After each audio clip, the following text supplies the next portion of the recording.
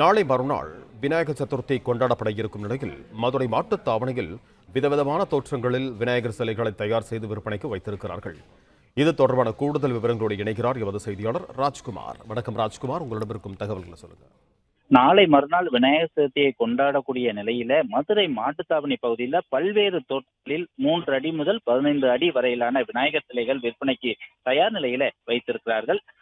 Mattuthavani bus நிலையம் அருகே ராஜஸ்தான் மாநிலத்தை சேர்ந்த 20க்கும் மேற்பட்ட சிலை தயாரிப்பு தொழிலாளர்கள் பல ஆண்டுகளாக தங்களது குடும்பத்துடன் வசித்து வரக்கூடிய நிலையில இங்கு 2 அடி முதல் 15 அடி வரையிலான விநாயகர் சிலைகள், அதாவது ஜல்லிக்கட்டு காளை மீது அமர்ந்த விநாயகர், கம்ப்யூட்டர் இயக்கும் விநாயகர், மியூசிக் வாசிக்கக்கூடிய விநாயகர், பார்வதி மடியில் அமர்ந்திருக்கக்கூடிய விநாயகர், சிம்ம வாகனத்தில் இருக்கக்கூடிய விநாயகர் என அன்ன வாகனம் என பல்வேறு வழிகளிலும் பாகுபலி விநாயகர் என பல்வேறு வடிவிலான விநாயகர் சிலைகள் இங்கு தயாரித்து விற்பனைக்கு தயார் நிலையில் வைத்திருக்கிறார்கள்.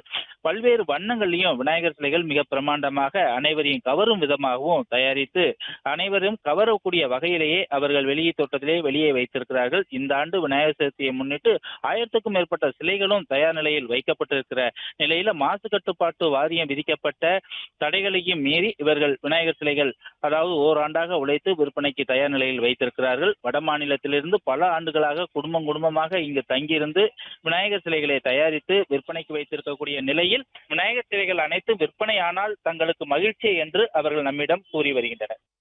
பிளே ஸ்டோர் மற்றும் ஆப் ஸ்டோரில் இருந்து பாலிமர் செயலியை QR கோடு மூலம் பதிவிறக்கம் செய்யுங்கள். செய்திகளை உடனுக்குடன் பெறுங்கள்.